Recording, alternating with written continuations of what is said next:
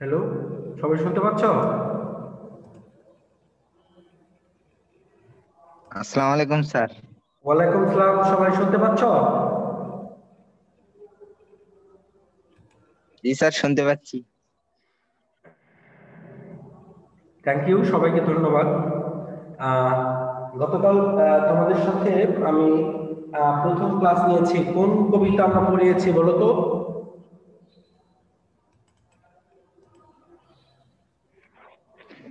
2 বিঘা জমি। Thank you. 2 বিঘা জমি গতকাল আমরা পড়িয়েছি, তাই তো? জি স্যার। আচ্ছা। 2 বিঘা জমি গতকাল পড়িয়েছি, কিন্তু আমরা ওটা পুরোটা পড়তে পারি নাই। আহ, যার ফলে সেইটা আজকে করবার চেষ্টা করব সেইটা।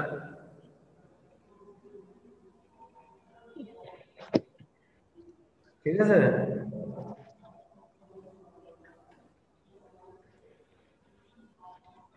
হ্যালো। আদাব স্যার। আদাব, ভালো আছো? জি আলহামদুলিল্লাহ ভালো। আপনি ভালো আছেন? হ্যাঁ, ভালো আছি। উপমা, তুমি ভালো আছো? শুনতে পাচ্ছ?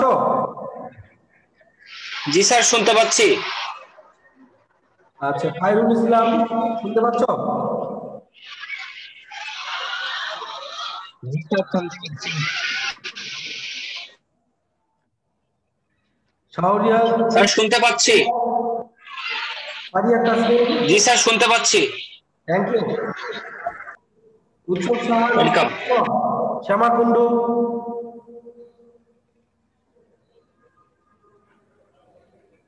আচ্ছা, আমরা ক্লাসে চলে যাচ্ছি।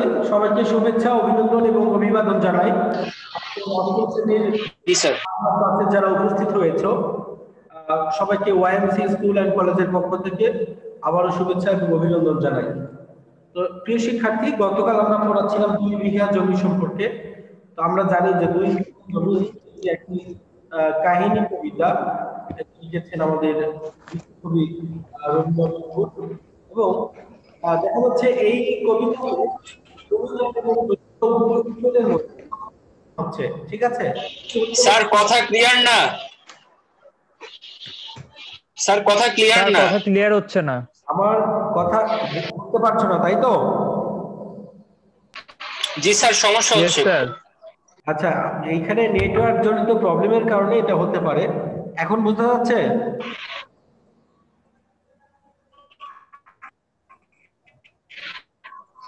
জি স্যার, এখন একটু বোঝা যাচ্ছে। আচ্ছা, থ্যাংক হ্যাঁ ইউ। স্যার, বোঝা। তাহলে দেখো, তোমরা বই বের করো। 2 বিঘা জমি কবিতা, ঠিক 89 পৃষ্ঠা বের করো। 89 পৃষ্ঠা, open page at 89। Open G sir, বের করছি। 89 বের করেছো? জি স্যার।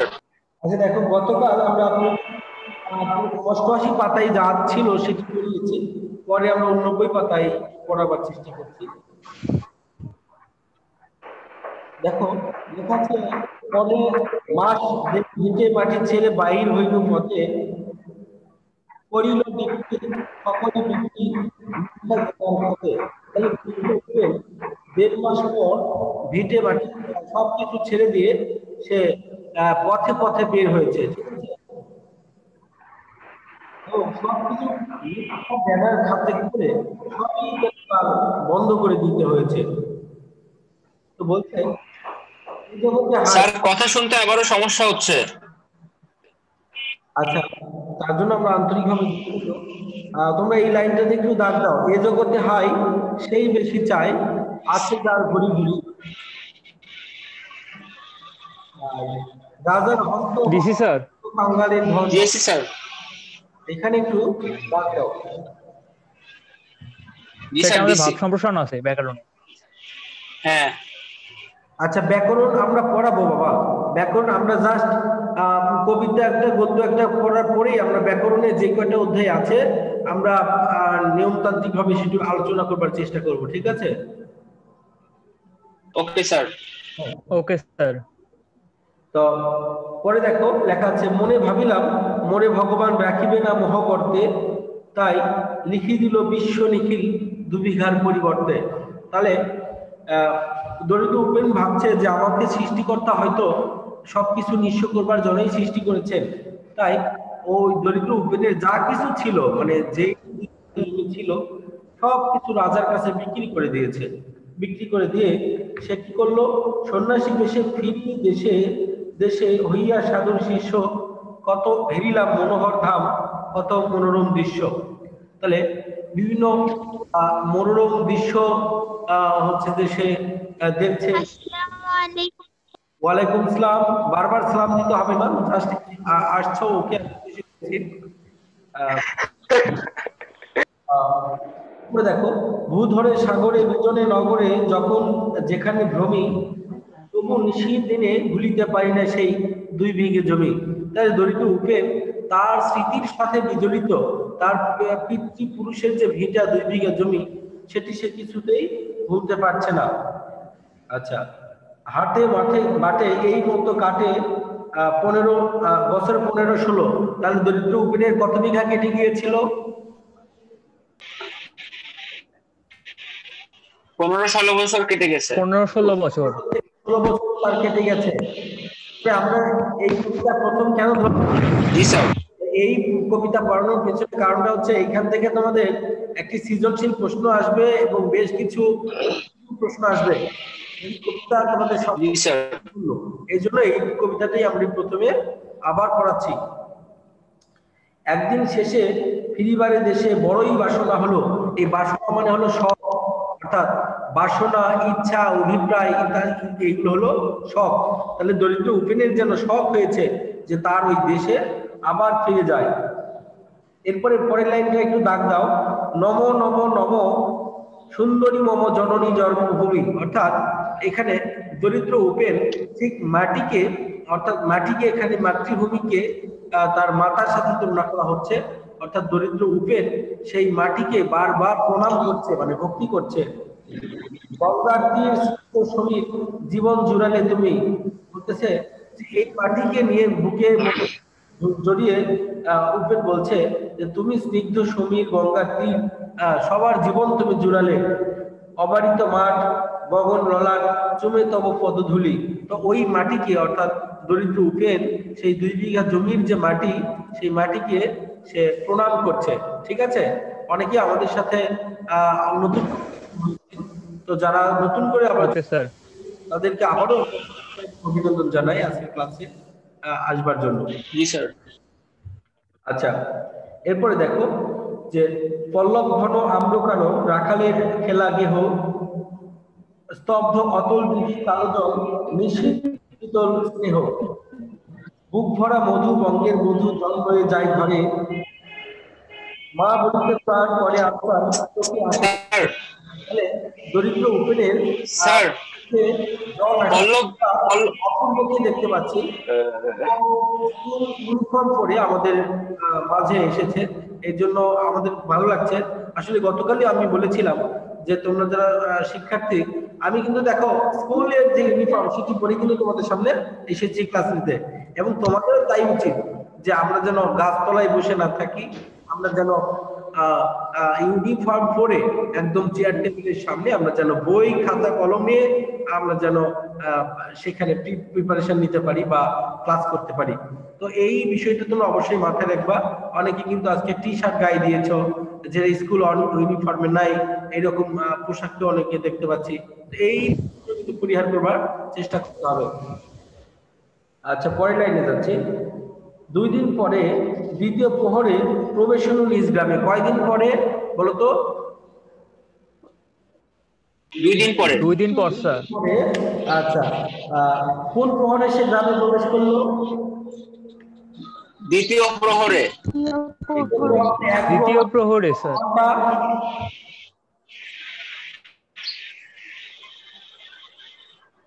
কে পারবে?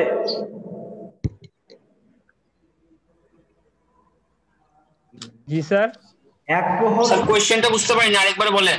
1 প্রহর মানে কত ঘন্টা? 3 ঘন্টা। 3 ঘন্টা, 3 ঘন্টা। Thank you. 1 ঘন্টা হলো 1 প্রহর হলো। দরিদ্র উপেন গ্রামে প্রবেশ করেছিল দ্বিপ্রহরে, মানে হচ্ছে অর্থাৎ দুপুরের দিকে 6 ঘন্টা পরে। ঠিক আছে? আচ্ছা, কোমরের বাড়ি জি দক্ষিণ স্যার। তলা করি বামে, এখানে দাগ দাও। কুমারের বাড়ি কোন দিকে? দক্ষিণ দিকে। কোমরের বাড়ি দক্ষিণ দিকে, গুড। আর রথতলা কোন দিকে? বাম দিকে। হ্যাঁ বাদিকে স্যার। হ্যাঁ, গুড। রাখি হাট খোলা নন্দীর গোলা মন্দির করি পাছে, ত্রিশাতুর শেষে পচিনু এসে আমার বাড়ির কাছে, ধিক আহ, ধিক ধিক ওরে শত ধিক তোরে নীলাজ কুলাটা ভূমি। তাহলে এইখানে ভূমিকে বলছে যে তুমি নীলাজ কুলাটা, অর্থাৎ তোমার কোনো লজ্জা নাই। যখনই যাহার তখনই তাহার, এই কি জননী তুমি, অর্থাৎ দেশ মাতৃকার প্রতি উপের যেন খুব রাগ হয়ে গিয়েছে, যে যখনই যাহার তখনই বুঝি তুমি তাহার। সে কি মনে হবে আগে যবে ছিল দরিদ্র মাতা, আতল ঘুরিয়া রাখি ধরিয়া ফল শাক পাতা। বলছে যে দরিদ্র মাতা আঁচল ভরিয়া আমাকে রেখেছিল, ফল ফুল শাক পাতা ইত্যাদি দিয়ে আঁচল ভরে রেখেছিল। আজ কোন রীতে কারে ঘুরাইতে ধরেছ বিলাস বেশ, পাঁচ রঙা পাতা অঞ্চলে গাথা, পুষ্পে পুষ্পে খচিত কেশ, আমি তোর লাগি ফিরেছি বিভাগী গৃহরা সুখেন। পরে বলছে তুই নেতা বসি ওরে রাক্ষসী হাসিয়া কাটাস দিন। তাহলে দরিদ্র উপেন যেন সেই 2 বিঘা জমির কাছে এসে খুব আপসেট হচ্ছে, এবং আপসেট হয়ে সে বলছে তুই এখানে বসে হাসিয়া কাটাচ্ছিস দিন, আর আমি যেন ঠিক কত কষ্টে আছি। নুহাস, তুমি কি শুনতে পাচ্ছ? Nuhas, yes sir. Thank you. আচ্ছা, তুষি সাহা শুনতে পাচ্ছ? জি স্যার। Thank you. আচ্ছা দেখো, আসসালামু আলাইকুম। ওয়ালাইকুম আসসালাম। পরের লাইনে যাচ্ছে, ধনির আদরে গরব না করে এতই হয়েছে ভিন্ন, কোনোখানে লেশ নাহি অবশেষে সেদিনের কোনো চিহ্ন। দরিদ্র উপেন সেখানে আপসেট করছে যে আমি যেই জমিটা বিক্রি করেছিলাম সেই দিনের কোনো চিহ্ন যেন আজকে দেখা যাচ্ছে না। আচ্ছা, কল্যাণময়ী ছিলে তুমি ওই ক্ষুধাহারা সুধা রাশি, যত হাসো আজ যত পরসাজ ছিলে দেবী হলে দাসী। বলছে দরিদ্র উপেন বলছে যে তুমি আমার কাছে দেবী ছিলে, কিন্তু আজকে তুমি এই জমিদারের কাছে যে যেন তুমি দাসী হয়ে গেছো। বিদীর্ণ হিয়া ফিরিয়া ফিরিয়া চারিদিকে চেয়ে দেখি, প্রাচীরের কাছে এখনো আছে সেই আম গাছ। একই, এখানে দরিদ্র উপেন তার স্মৃতি বিজড়িত যে আম গাছ, সে আম গাছের কথা তার মনে পড়েছে, এবং বলছে যে প্রাচীরের কাছে সেই আম গাছটা যেন এখনো আছে। একই, বসি তার তলে নয়নের জলে শান্ত হইল ব্যথা, একে একে মনে উঠিল স্মরণে বালককালের কথা। বলছে দরিদ্র উপেন বলছে যে এক এক কালে তার ওই আম গাছটার নিচে দেখো তার যে স্মৃতি, কত স্মৃতি, সেই স্মৃতিগুলো কিন্তু তার মনে পড়ে যাচ্ছে। তোমরা যখন কোনো আত্মীয়র বাসায় যাও তখন দেখবা যে আত্মীয়র বাসায় গেলে ওই তোমার আত্মীয়র বাসার অনেক স্মৃতি তখন তোমার মনে পড়ে যাবে। সেই মনে পড়ে ষষ্ঠীর ঝড়ে রাত্রে নাহি ঘুম। এখানে একটু দাগ দাও, প্রশ্ন মাঝে মাঝে আসে পরীক্ষায় যে 2 বিঘা জমি কবিতায় কোন মাসের ঝড়ের কথা বলা হয়েছে। এখানে কিন্তু বৈশাখী ঝড় না, এখানে বলা হচ্ছে জ্যৈষ্ঠের ঝড়ে রাত্রি নাহি ঘুম। অনেকে কিন্তু উত্তরটা ভুল দেয় বৈশাখী ঝড়, কিন্তু এখানে উত্তর হবে জ্যৈষ্ঠ মাসের ঝড়। ঠিক আছে?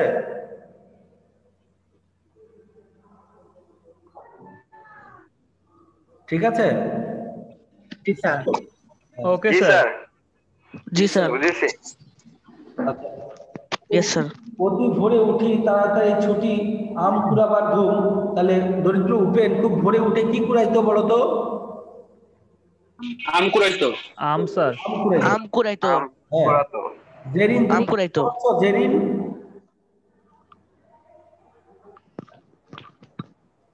জেরিন কি শুনতে পাচ্ছ?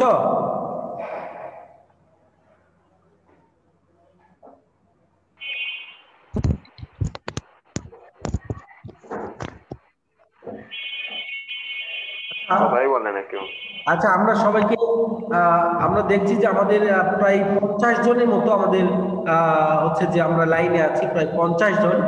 সবাইকে শুভেচ্ছা জানাই এবং অভিনন্দন জানাই। তো তোমাদের এই যে আমাদের ক্লাস করবার যে উৎসাহ বা প্রেরণা, এই অনুপ্রেরণা কে আমরা আবারও স্বাগত জানাই। আসলে পরে লাইনে আমরা যাচ্ছি। সেই সমুদ্র স্তব্ধ দুপুর পাঠশালা পলায়ন, ভাবিলাম হায় আর কি কোথায় ফিরে পাবো সে জীবন। সহসা বাতাস ফেলি গেল, শ্বাস শাখা দুলাইয়াছে গাছে, দুটি পাকা ফল লোভিল ভূতল আমার কোলের কাছে। তাহলে দরিদ্র উপেনের কাছে কয়টি পাকা ফল পড়েছিল বলতো? দুইটি। পাকা ফল। দুইটি পাকা ফল। দুইটি। সুন্দর। ভাবিলাম মনে বুঝি এতক্ষণে আমারে চিনল মাথা, অর্থাৎ দেশ মাতৃকা বুঝি উপেনকে এতক্ষণে যেন চিনতে পেরেছে। স্নেহের সে তালে বহু স্বপ্নে বারেক ঠেকানো মাথা, হেনকালে হায় জমদূত পাই কোথা থেকে এলো মালি, ঝুটি বাঁধা উড়ে সপ্তম সুরে বাড়িতে লাগিল গালি। সপ্তম সুরে মানে কি বলতো? কর্কশ সুরে, বিশ্রী ভাষায় গালাগালি করতে লাগলো। এটি হচ্ছে আমাদের সপ্তম সুর বলা হচ্ছে এখানে, ঠিক আছে? তাহলে মালি এসে যেন গালাগালি করতে শুরু করলো। কহিলাম তবে আমি তো নীরবে দিয়েছি আমার সব, দুটি পাকা ফল তার করি অধিকার, এত তারি কলরব। বলছে যে মাত্র আমি সব তো বিক্রি করে দিয়েছি, আমি শুধু দুইটা ফল যেন এই মা যেন অর্থাৎ দেশ মাতৃকা অর্থাৎ তার মা যেন প্রসাদ স্বরূপ তার পায়ের কাছে এই দুটি ফল ফেলে দিয়েছে, সেটি আমি গ্রহণ করলাম, তাতে আমার এত কিছু দোষ। চিনিলরা মোড়ে নিয়ে গেল ধরে, কাঁধে তুলি লাঠি গাছ, বাবু ছিপ হাতে পরিষদ সাথে ধরিতেছিলেন মাছ। তো ওই সময় জমিদার সাহেব কি করছিলেন? ছিপ হাতে মানে বড়শি হাতে নিয়ে মাছ ধরছিলেন। ছিপ বুঝো, বড়শি বুঝো? ইয়েস স্যার মাছ ধরার, হ্যাঁ স্যার বুঝি স্যার। মাছ ধরতে হয়। মাছ ধরে। তো ওই বড়শি দিয়ে বাবু তখন ওই পরিষদে বসে মানে ওই পুকুরের পাশে যে রুমটা ওইখানে বসে সে মাছ ধরছিল। মোসাহেব বাবু যত বলে পারিষদ দলে বলে তার শতগুণ। তো জমিদার যত বলে তার জমিদারের যে চেলা চামুন্ডা গুলো আছে তারা আরো শতগুণ বাড়িয়ে বাড়িয়ে বলে। আমি কহিলাম শুধু দুটি আম ভিক মাগি মহাশয়, অর্থাৎ মহাশয়ের কাছে যেন দুইটা আম শুধু ভিক্ষা স্বরূপ চাচ্ছে আমাদের এই দরিদ্র উপেন। বাবু পাহে হেসে বেটা সাধু বেশে পাকা চোর অতিশয়। তো তখন ওই বেটা মানে তখন বলতেছে যে সাধু বেশে পাকা একটা চোর। আমি শুনে হাসি, এই লাইনটা অবশ্যই তোমরা দাগ দিবা, সবচেয়ে বেশি গুরুত্বপূর্ণ লাইন। আমি শুনে হাসি আখি জলে ভাসি, এই ছিল মোর ঘটে, তুমি মহারাজ সাধু হলে আজ, আমি আজ চোর বটে। তাহলে দরিদ্র উপেন বলছে যে আমার এটা খারাপ লাগছে যে আমি যদি তুমি যদি মহারাজ সাধু হও তাহলে আমি চোর। তো দরিদ্র উপেন এই কথাটি দ্বারা বুঝাতে হচ্ছে, দেখো চোরের ধর্ম কি, চোরের কাজটা কি বলতো? চুরি করা, তাই তো? জি স্যার। Yes sir. তাহলে দেখো আমাদের এই দেশে যারা কোটি কোটি টাকার সম্পদ যারা চুরি করছে, কোটি কোটি টাকার দেশের যে সম্পদ, সেই সম্পদ যারা লুট করছে, চুরি করছে, কিন্তু যারা পেটের গায়ে দুমুঠো বা ভাত খাবার জন্য হয়তো কোনো কিছু চুরি করেছে, আমরা তাকে চোর বলে সাব্যস্ত করি, শাস্তি দেই। কিন্তু সেই যারা দেশের কোটি কোটি আত্মসাৎ করছে তথা দেশের সম্পদকে লুট করছে, তাদেরকে আমরা কিন্তু চোর বলি না। তো কবি এই কথা বোঝাচ্ছে। স্যার কথা ক্লিয়ার না। বলুন স্যার বোঝা যাচ্ছে না কথা। একটু সমস্যা হচ্ছে, কথাটা ক্লিয়ার হয়নি, আরেকবার বলবেন প্লিজ। আচ্ছা, আমরা বলছি যে যারা জমিদার শ্রেণীর তারা আমাদের এই দরিদ্র মানুষগুলোকে শোষণ করে নিপীড়ন করে অত্যাচার করে তাদের অধিকারের জায়গাটি তারা প্রতিষ্ঠা করছে। আর এই যে সমাজের যে গরিব অবহেলিত এই তারা নিষ্পেষিত হচ্ছে। এই স্ক্রিন রেকর্ডিং অপশন নেই, স্ক্রিন রেকর্ডিং অপশন নেই।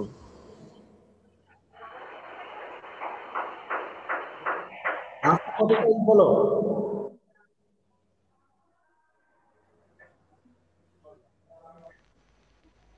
আজকে কত তারিখ বলো তো? স্যার 4 তারিখ। 4 তারিখ। 4 তারিখ। সবাই খাতাতে 4 তারিখ 4 তারিখ স্যার। এই কবিতা থেকে একটি সৃজনশীল প্রশ্ন এইচডব্লিউ করবা। আগামীতে যখন তোমাদের ক্লাসে দেখা হবে তখন আমরা ওই এইচডব্লিউটা এই তারিখে দেখব, মানে এই তারিখ খাতায় এন্ট্রি করবা, ওই এইচডব্লিউটা স্কুল খোলার পর তোমাদের দেখব, ঠিক আছে? Okay sir.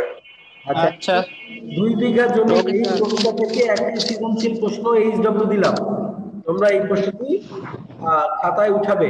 এবার একটু বলে রাখি, আমাদের এই প্রথম সপ্তাহে, ঠিক আছে, আমি একটু বলে রাখি এখানে যে প্রথম সপ্তাহে তোমাদের অ্যাসাইনমেন্ট দেওয়া হয়েছে, সেটা কোন গল্প থেকে বলো তো? ইয়েস। অতীতের স্মৃতি। স্মৃতি। অতীতের স্মৃতি। এটা অতীত স্মৃতি। তোমরা এই অতীত স্মৃতি গল্পের। অ্যাসাইনমেন্ট তৈরির যে নিয়মাবলী সেটা এখন বলে দেওয়া হচ্ছে, কি কি নিয়মে তোমরা অ্যাসাইনমেন্টটা তৈরি করবা। এই অ্যাসাইনমেন্ট তৈরির নিয়মাবলী কিন্তু আমরা এখন বলে দিচ্ছি, ঠিক আছে? ঠিক আছে স্যার। ঠিক আছে স্যার। বলেন স্যার।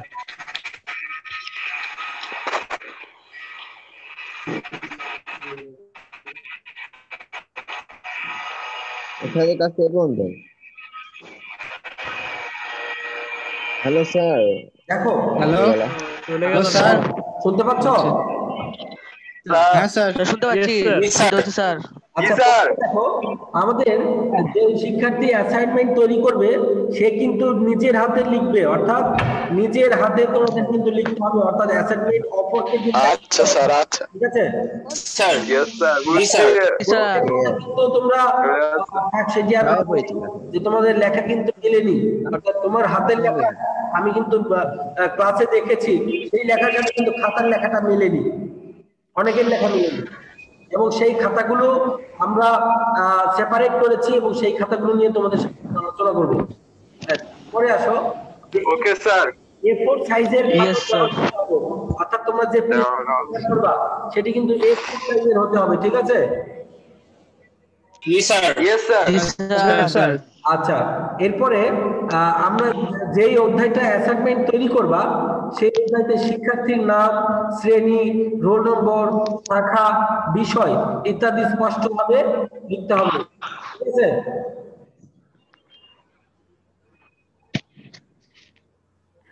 এরপরের যে বিষয়টি সেটি হচ্ছে, দেখো, ওকে স্যার। হ্যাঁ স্যার। জি স্যার। স্যার কভার পেজটা কি সাদা রাখবা?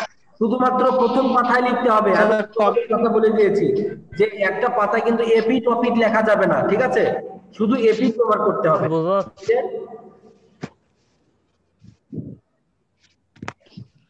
ইয়েস স্যার, কাল বলে দিয়েছি। হ্যাঁ, গতকাল বলে দিয়েছি। কি বলে দিয়েছি বলো তো? আচ্ছা, স্যার। অপূর্ব। আরেকবার বলবেন। অপূর্ব আছো? অপূর্ব কি আছো? স্যার বোঝা যাচ্ছে না। স্যার স্যার আরেকবার একটু বলবেন স্যার। আমরা বলেছি যে অ্যাসাইনমেন্ট শিক্ষার্থীকে হাতে লিখতে হবে। পরের লাইনটা বললাম যে A4 সাইজের কাগজ ব্যবহার করতে হবে। হ্যাঁ, A4 সাইজের কাগজ জি, স্যার। ব্যবহার করতে হবে। ঠিক আছে? আচ্ছা স্যার। এরপরে বলেছি যে প্রতিটি পাতায় উচ্চাই লেখা যাবে না, শুধুমাত্র এপিট ব্যবহার করতে হবে। অর্থাৎ আমি একটু বই দেখে দিচ্ছি, যদি এই পাতায় তোমরা অ্যাসাইনমেন্ট করো, এই পাতাটাতে যদি করো তাহলে আর এই পাতাটা ব্যবহার করা যাবে না, ঠিক আছে? অর্থাৎ এপি টপিক ব্যবহার করা যাবে না। জি স্যার। ঠিক আছে? স্যার বুঝেছি জি স্যার। স্যার। ঠিক আছে। স্যার বুঝছি স্যার। এরপরে দেখো, তোমাদের আরেকটা বিষয় দেখাবার চেষ্টা করছি, এটা কি দেখা যাচ্ছে? জি স্যার। স্যার দেখা যাচ্ছে না। দেখা যাচ্ছে? কভার স্যার স্পষ্ট নয়। স্যার স্পষ্ট নয়। স্যার দেখা যাচ্ছে স্যার দেখা যাচ্ছে না। দেখা যাচ্ছে না স্যার। অ্যাসাইনমেন্ট ক্লিয়ার না স্যার? তৈরি করার সময় এই বিষয়গুলো মাথায় রাখবা। এখন একটু অপূর্ব আছো, অপূর্ব একটু বলে দাও, অ্যাসাইনমেন্ট তৈরি করার নিয়মাবলী আমি বলেছি সেইগুলো একটু বলে দাও অপূর্ব। স্যার কভার পেজটা বলো। কেমনে করব স্যার, সেটা তো স্যার জানি না। আচ্ছা, কভার পেজটা করতে হবে। হ্যাঁ, আর আর কিছু বলো অপূর্ব। স্যার কভার পেজ কি নিজের হাতে করব? হ্যাঁ, নিজের হাতে করবে, সমস্যা নেই। Okay sir. এরপরে জেরিন কি শুনতে পাচ্ছ? জেরিন? জি স্যার। আচ্ছা, অ্যাসাইনমেন্ট তৈরি নিয়মাবলী একটু বলো, আমি শুনি।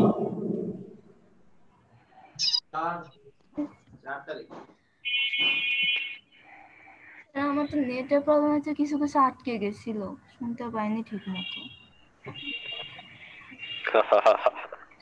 নুহাস আছো আমার সাথে? নুহাস, ওয়াও,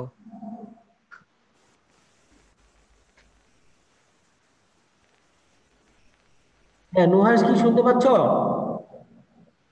কথা বোঝা যাচ্ছে না কিছু। Yes sir. মাঝে মাঝে কাটে যাচ্ছে। অ্যাসাইনমেন্ট তৈরির নিয়মাবলী একটু বলে দাও নুহাস। Hello sir. হ্যাঁ বলো। স্যার কথা কিছু বোঝা যাচ্ছে না। কিন্তু আমি বুঝতে পারছি। আমি তো তোমাদের বুঝতে পারছি বাবা। তার মানে তোমার ওখানে নেটওয়ার্কের সমস্যা হতে পারে, আমার এখানে নেটওয়ার্ক ঠিক আছে। আমার নেটওয়ার্ক সমস্যা, খালি কানেক্ট ডিসকানেক্ট হচ্ছে। আমার সমস্যা নেই। আমার এখানে নেটওয়ার্ক একদম ঠিক আছে, এখানে লাইনে কয়েকটা কথা আটকাতে যাচ্ছে। হয়তো তোমার ওখানে সেই সমস্যাটা হতে পারে। এটা ছোটটা কোনো রুমে যান, আচ্ছা, কথা বোঝা যাবে তাহলে। অ্যাসাইনমেন্ট তৈরি নিয়মাবলী বলে দিলাম। এটা মঙ্গলবারে কিন্তু তোমাদের লাস্ট ডেট, অর্থাৎ 10 তারিখ মঙ্গলবার এটি তোমাদের এই জমা দেবার লাস্ট ডেট, এবং এই অ্যাসাইনমেন্ট গুলো আমি মূল্যায়ন করব। আগামী ক্লাস যে হবে সেই ক্লাসে আমরা সেকেন্ড পার্ট নিয়ে আলোচনা করবার চেষ্টা করব। সেকেন্ড পার্টের সিলেবাস কিন্তু গতকাল আমরা বলে দিয়েছি, আবার কি বলে দিব? নো স্যার, লাগবে না। না স্যার, দাগানো আছে। দাগানো আছে। তো তোমাদের এই সেকেন্ড পার্টে আমরা জানি যে সেকেন্ড পার্ট থেকে আমাদের মাত্র 1 2 3 4 5 6 7 8 9 10 11 12 13টা বিষয়, মাত্র 13টা বিষয় আমাদের আলোচনা করলে সেকেন্ড পার্ট শেষ। এবং সেকেন্ড পার্টের এই 13টা অবজেক্টিভ আসবে কয়টা বলো তো? কয়টা? 10টা। 10টা না, 17টা আর 13টা, এই মোট 30টা। অর্থাৎ ফার্স্ট আচ্ছা আচ্ছা 17টা আর সেকেন্ড পার্ট থেকে আসবে হলো 13টা, এই মোট আসবে হলো 30টা অবজেক্টিভ। মনে থাকবে? 30। জি স্যার। বার্ষিক পরীক্ষা হবে। Okay sir. এই আমরা দেখো ভাষা আমাদের বার্ষিক পরীক্ষা মানে শুধু অ্যাসাইনমেন্ট হবে। তোমাদের সাথে আমরা ধ্বনি বর্ণ এই অধ্যায়টা নিয়ে আলোচনা করবার চেষ্টা করব। কি চেষ্টা করবো বলো তো? ধ্বনি ও বর্ণ। কালকে কি বাংলা ধ্বনি ও বর্ণ। কালকে বাংলা ক্লাস আছে কিনা বলো? সকর্ম অকর্ম।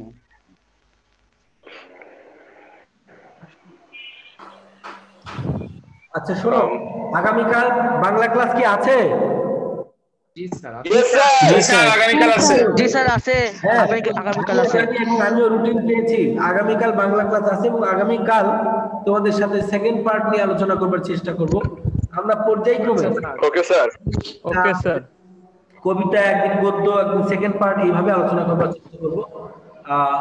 এই হচ্ছে বিষয়। তো তোমাদের সাথে ক্লাস করে আমারও খুব ভালো লাগছে। আজকে প্রায় 50 জনের উপর তোমরা উপস্থিত ছিলা এবং অনেকে এসএমএস দিয়েছো। তোমরা আবার তোমাদের এসএমএস গুলো পড়ছি। আর এসএমএস এর এইটা একটা পাবলিক প্লেস, ফলে তোমরা ইন্টারনাল কোনো কথা এখানে বলবে না এবং তোমরা সেটি কিন্তু কখনোই বলবে না।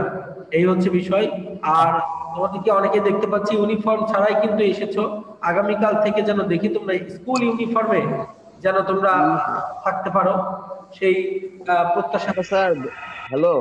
Hello sir.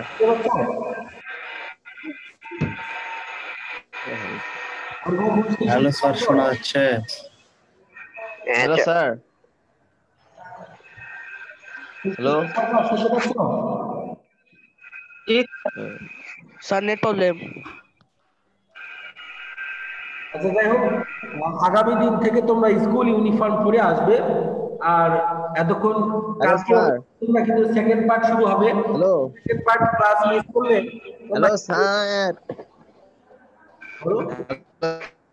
স্যার বলছেন অ্যাসাইনমেন্ট কি শুরু হয়ে গেছে? অ্যাসাইনমেন্ট দিয়েছিলাম 10 তারিখ। অ্যাসাইনমেন্ট তো দিয়ে দিয়েছে। তো এই হচ্ছে বিষয়। তো তোমাদের সাথে যথাযথ গুগল ক্লাসরুমে দেওয়া আছে। সবাইকে আবারও শুভেচ্ছা এবং আজকের ক্লাস আমি এখানে শেষ জাস্ট 2 মিনিট পর আপনারা আবার সেই যখন আসবে তখন তোমরা আবার দেখতে পাবে। এখন আমি কিন্তু লিভ করব। আচ্ছা স্যার, ঠিক আছে? আচ্ছা স্যার। Okay sir. ঠিক আছে, সবাই গুড বাই। সবাইকে স্যার আসসালামু আলাইকুম। ওয়ালাইকুম আসসালাম। আসসালামু আলাইকুম স্যার ভালো থাকি। আসসালামু আলাইকুম। Tata sir, tata, good bye sir.